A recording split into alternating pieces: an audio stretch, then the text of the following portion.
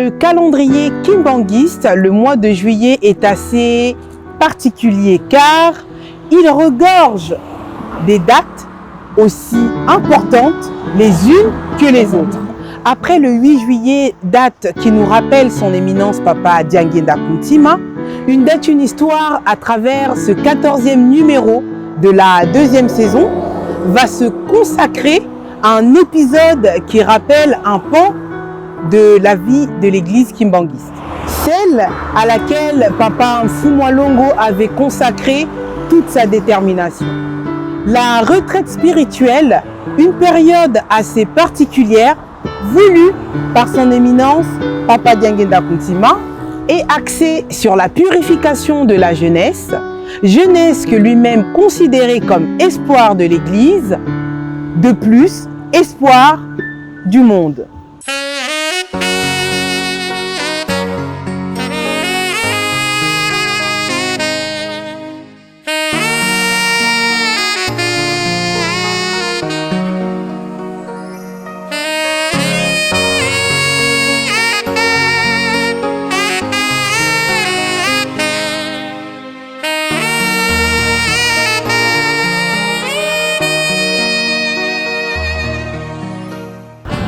Les moments de recueillement, de purification et de méditation sont des moments indispensables dans la vie d'un chrétien.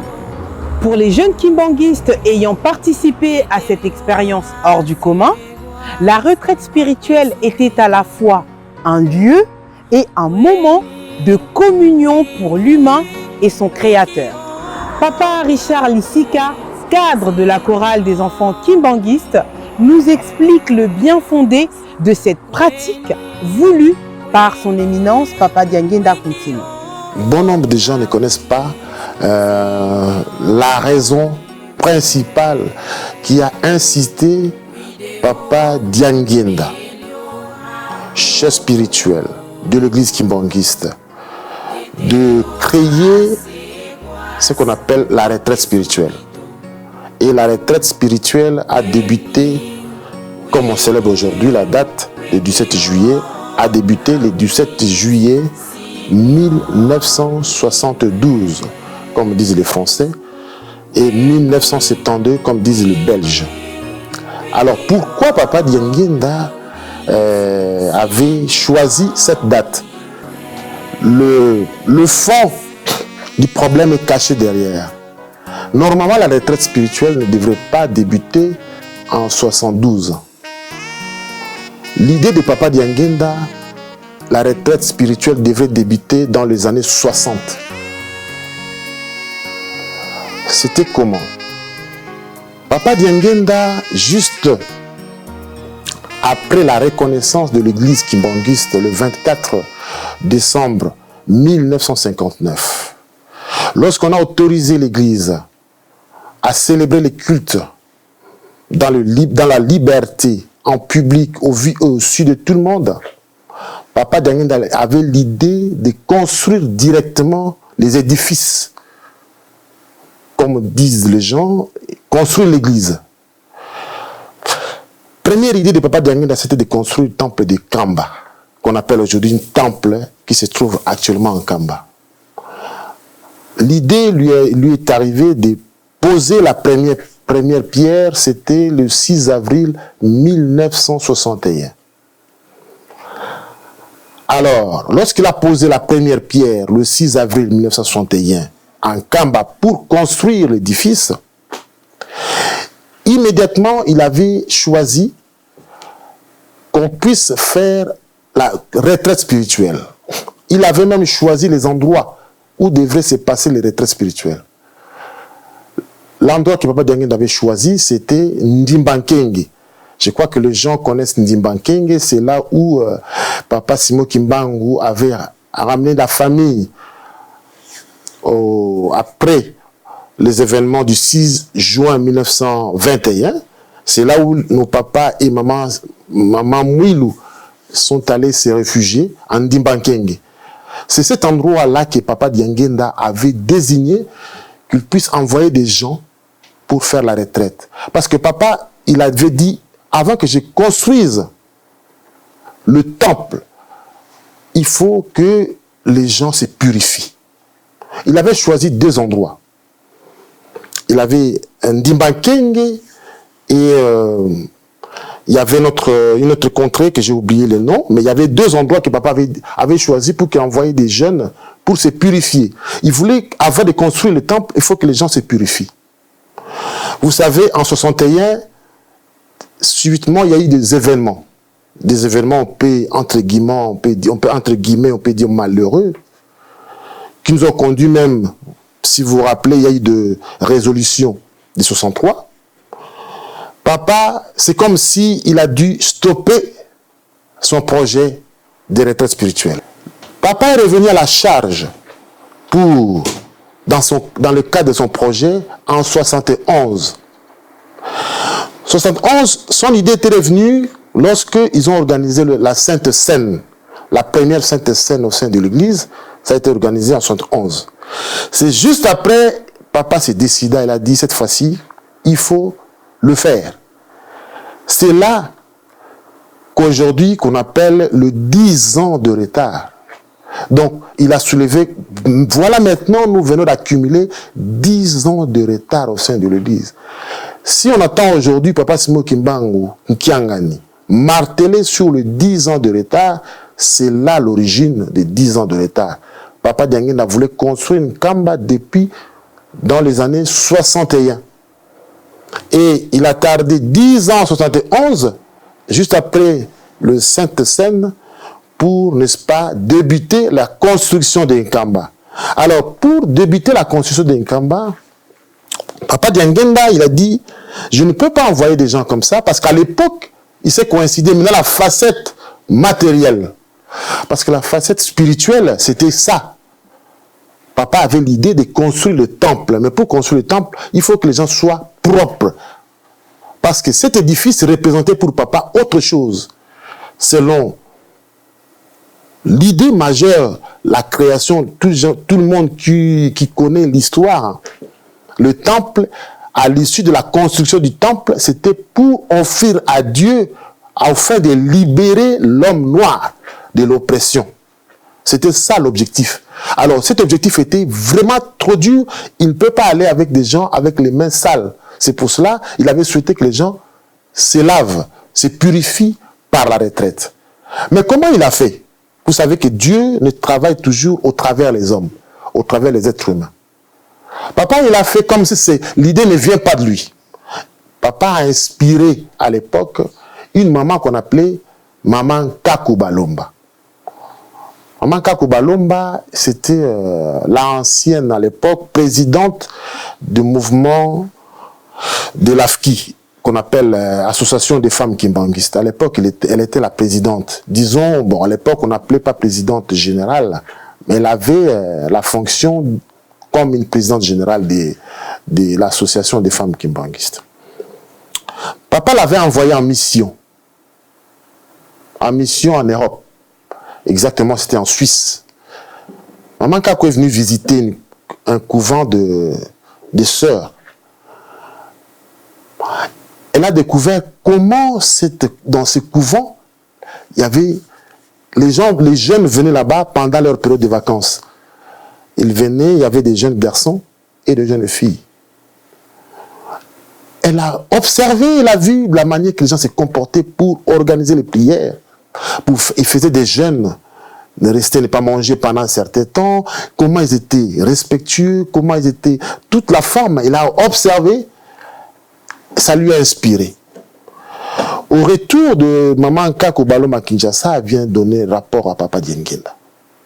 Ah, papa, là où j'étais, voilà comment j'ai vu les jeunes pendant les vacances, comment ils faisaient des prières et se retiraient dans un endroit loin de visite, loin de public, et ils faisaient des prières et prières intenses. Ah, Papa Diangenda, il a dit, ah, ben c'est bien. Moi, je pense que moi aussi, je vais faire de la sorte. Nous allons aussi faire ça chez nous, ici, à l'église kimbanguiste. Donc, Papa Diangenda a fait comme si l'idée n'est pas venue de lui, en fait. Or, c'est lui qui avait cette idée-là. Il a dit, ben, nous allons faire ça chez nous.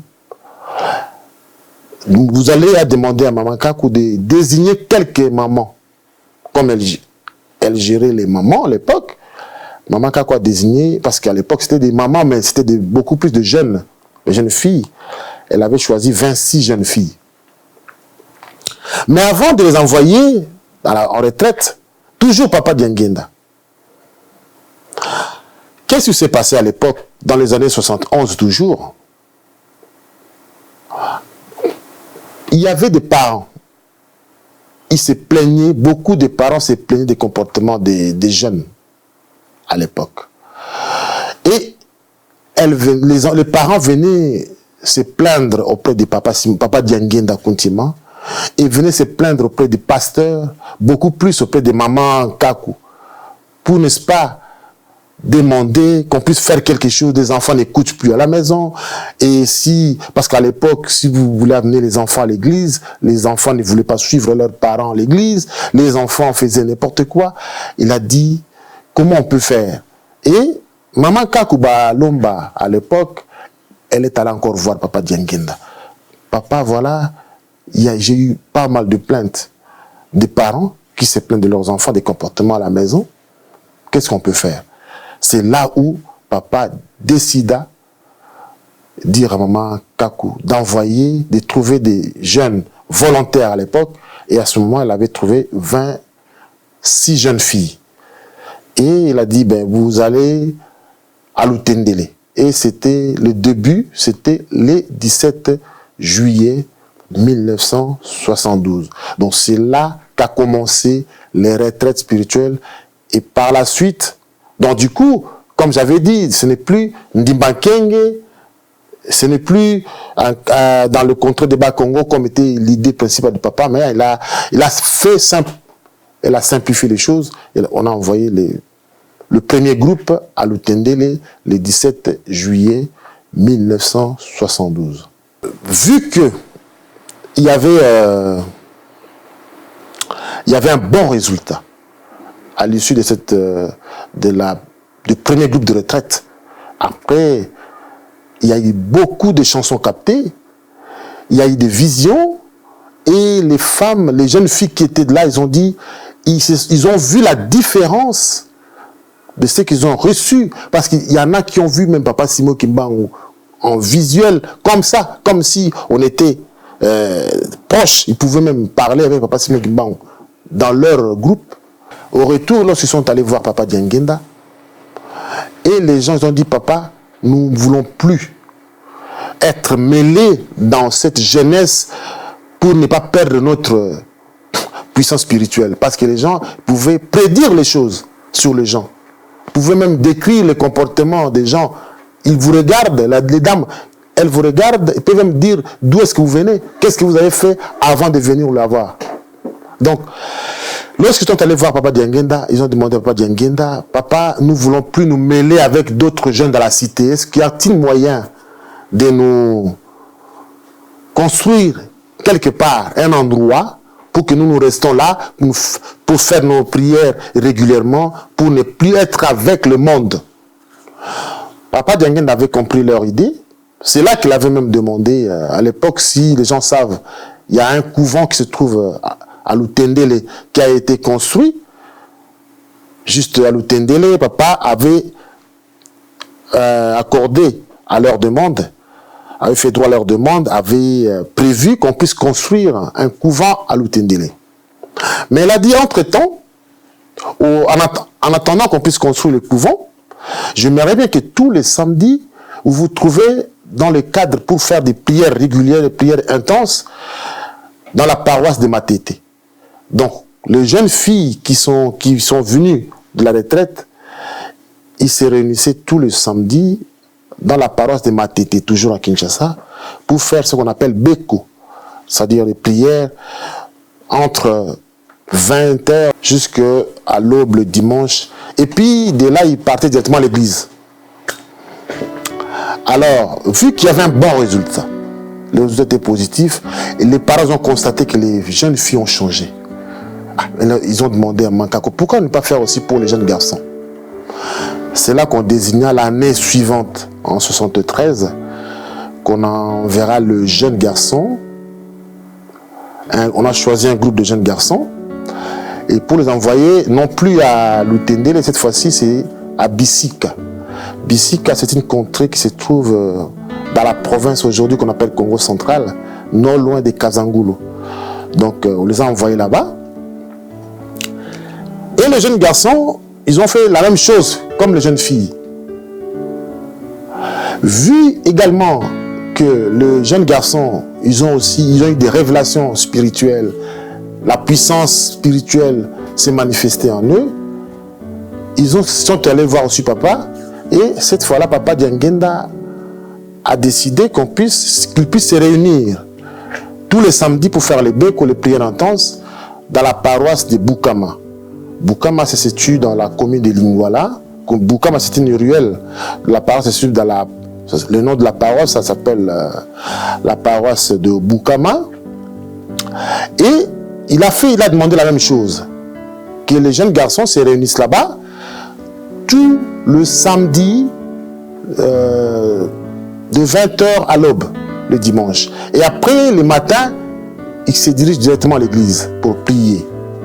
Mais, vu qu'ils ont capté dans chaque groupe de jeunes filles, de Lutendele, groupe de jeunes garçons de Bisika avaient des chansons, énormément de chansons captées.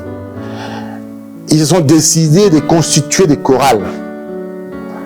C'est là qu'ils ont constitué, pour les jeunes filles, la chorale de jeunes filles, comme ils sont issus de Lutendele, chorale de jeunes filles, que l'on appelait JL, jeunes filles de Lutendele.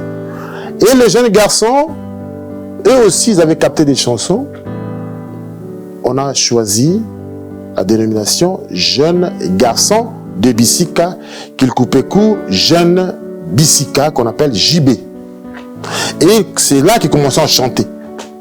C'est ça le début de la partie chant de la chorale de jeunes de Bisika, la chorale de jeunes de Lutendele. Voilà, si on peut le dire comme ça. Et puis, il faut dire une chose. Ils ont évolué comme ça pendant plusieurs années, deux chorales. On avait chorale de jeunes filles et chorale de jeunes garçons. Donc, c'était des groupes de jeunes filles et groupes de jeunes garçons.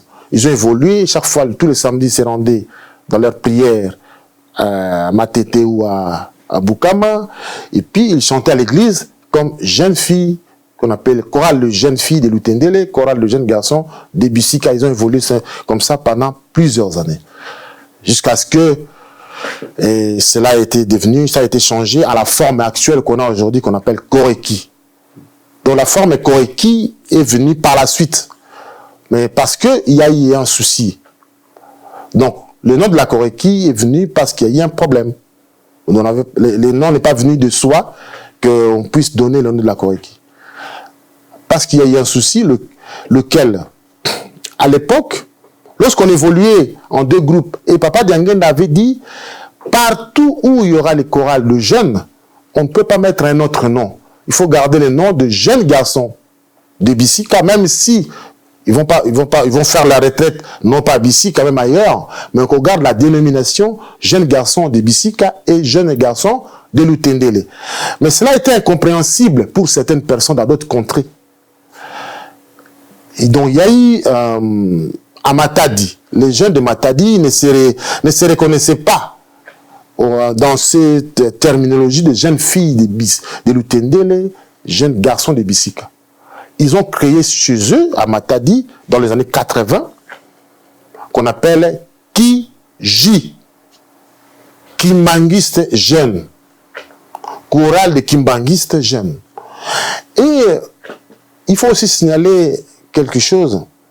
À l'époque, il y avait un parti politique, un seul parti politique qui régnait. À l'époque, c'était sous le régime de la Deuxième République de feu maréchal Mobutu, qu'on appelait MPR, Mouvement populaire de la Révolution.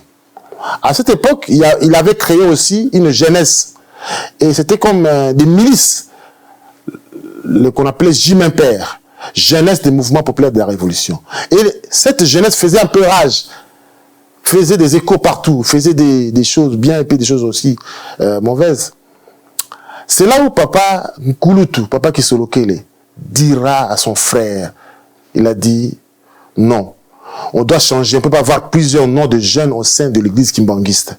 À Matadi, j'entends, on appelle les Kijé, et à Kinshasa, on a JB, on a des JL. Il a unifié pour dire toutes les chorales de jeunes au sein de notre église s'appellera chorale deux enfants kimbanguistes. Cela est venu maintenant, le nom qu'on a gardé jusqu'à ce jour. Koreki, qui dit chorale des enfants kimbanguistes, ce nom a été donné par Papa Nkulutu dans les années 80.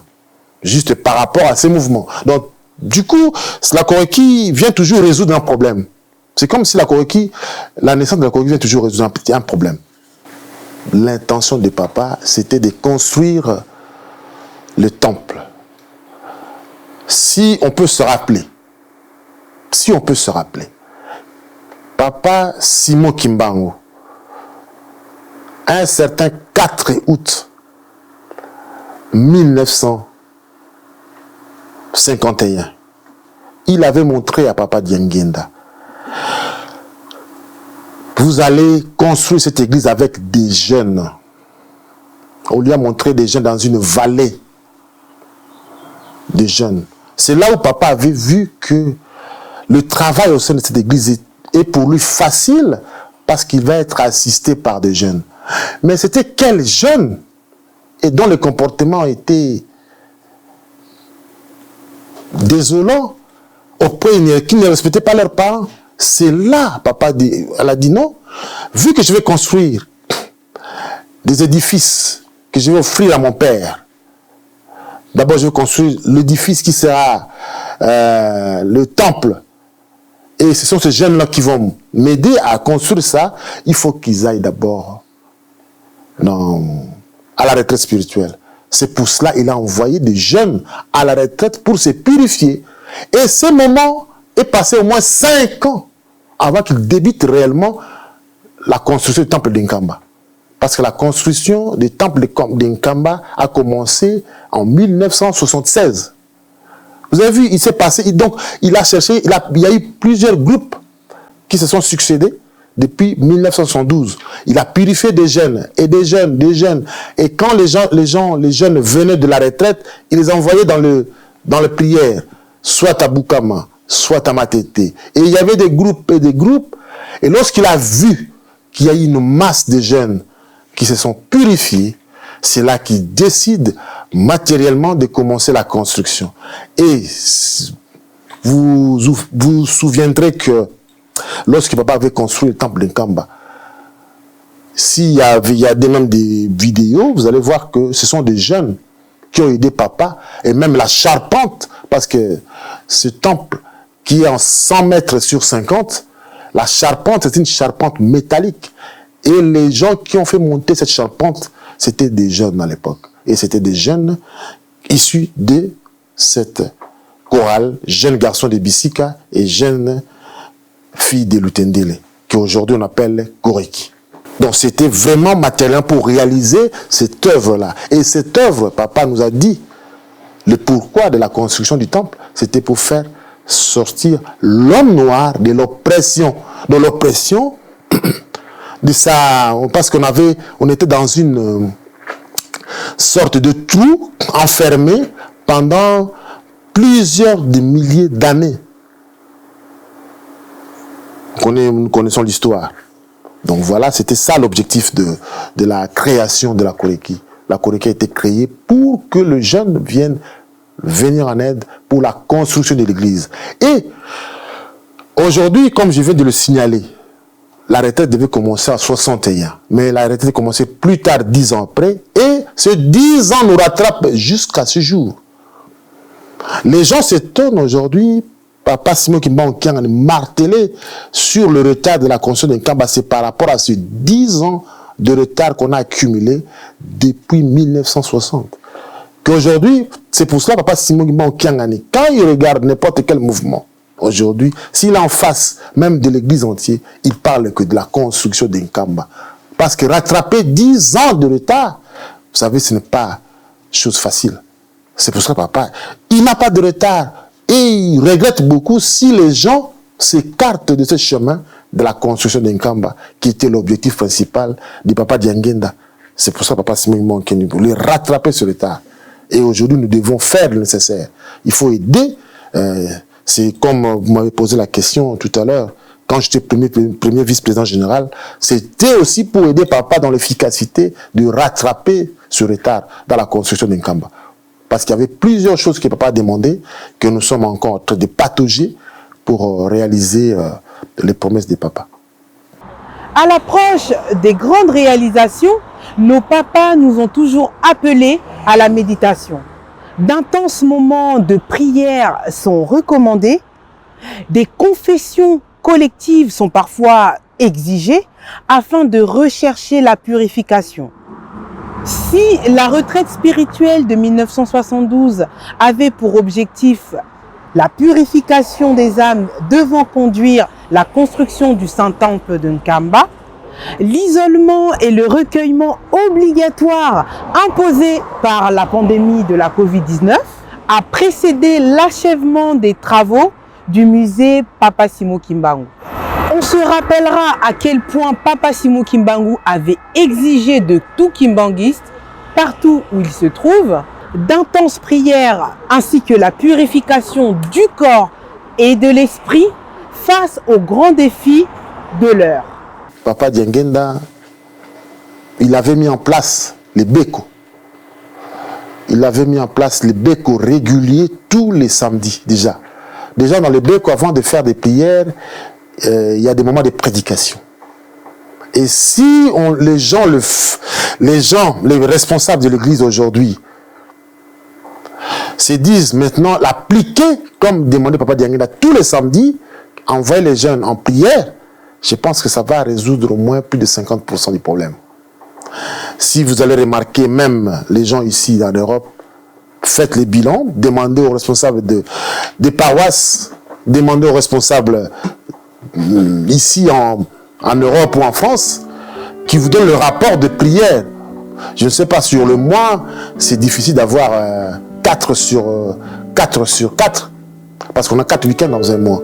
Demandez seulement, dans chaque chorale, ou la choréquie même, de donner les rapports. Si vous voulez, aujourd'hui, c'est ça, pour résoudre le problème, qu'on revienne dans l'idée principale de Papa Diangenda, de faire des bécos d'abord, régulièrement, tous les samedis, parce que pendant les bécos, avant les prières, il y a le moment des prédications. Qu'on revienne déjà dans ça. C'était à l'origine que Papa Diangenda avait initié cela. Premier élément. Deuxième élément, aujourd'hui, il n'y a plus de retraite spirituelle. Ça a été commué, ça a été changé en soirée spirituelle. Aujourd'hui, les retraites, c'est soirée spirituelle. Avant, on allait dans les retraites pendant le moment des vacances. Mais Papa Diangenda avait, lorsqu'il était toujours vivant, il avait changé en soirée spirituelle. Et soirée spirituelle, il a dit, cette fois-ci, vous ne faites pas de jeûne. Il n'y a plus de jeûne, ce n'est plus faire 3 jours ne pas manger. Non, venez seulement à la soirée, écouter la parole de Dieu et participer à la construction d'Nkamba. Est-ce que les jeunes participent? Il y a des soirées, même ici, on organise de temps en temps, 2 fois par semaine, des soirées. Même les 2 fois qu'on a mis en Europe, est-ce que les jeunes y vont? Si vous demandez la fréquence, vous allez voir que c'est vraiment très réduit. Tout ça est dû à quoi? Tout ça, il faut motiver encore des jeunes à respecter les bécos qu'avait initié Papa Diangenda à l'issue de retraite et aller dans les soirées spirituelles tous les jours. Comme on fait en Afrique tous les jours. Bon, ici, on le fait 2 fois peut-être par semaine ou 3 fois, que les jeunes aillent 3 fois. Et en plus de leurs rencontres qu'on fait tous les mardis, en plus de la rencontre de jeunes le mardi, ils apprennent des choses. Mais si vous allez voir la fréquence, le nombre qu'il y a. Donc nous sommes revenus à l'époque de 70, où on avait commencé la retraite, les jeunes ne respectaient pas leurs parents. Et c'est ce qu'on voit aujourd'hui. Les jeunes ne viennent plus, les jeunes ne suivent pas. Chacun, vous allez à l'église, dans les mariages, vous allez voir comment les jeunes s'habillent. Ça vous donne un peu de questionnement dans la tête. Donc, pour résoudre cela, la première des choses, il faut que le responsable aujourd'hui des églises, des paroisses, reviennent à charge sur le jeûne de chaque chorale, insiste sur les prières de samedi, les bécos de tous les samedis, ou 2 samedis sur 4, et insiste sur les soirées spirituelles, je crois qu'on va résoudre une partie du problème, une grande partie du problème. Et rattraper les 10 ans par le comportement qu'on affiche aujourd'hui par le jeune. Je pense que Papa Simon Kimbangu va toujours avoir du regret sur regret. Et c'est tellement malheureux, on est obligé de réparer cela, nous les jeunes. Purification de l'âme et de l'esprit, c'est le maître mot que l'on doit retenir à chaque fois que l'on parle de la retraite spirituelle. Loin d'être un simple lieu de recueillement et d'isolement, la retraite spirituelle est avant tout un état d'esprit permanent, un état de piété et de communion spirituelle perpétuelle. Papa avait défini comment doit se comporter un jeune Kimbangiste. Lui l'appelait mon jeune à moi.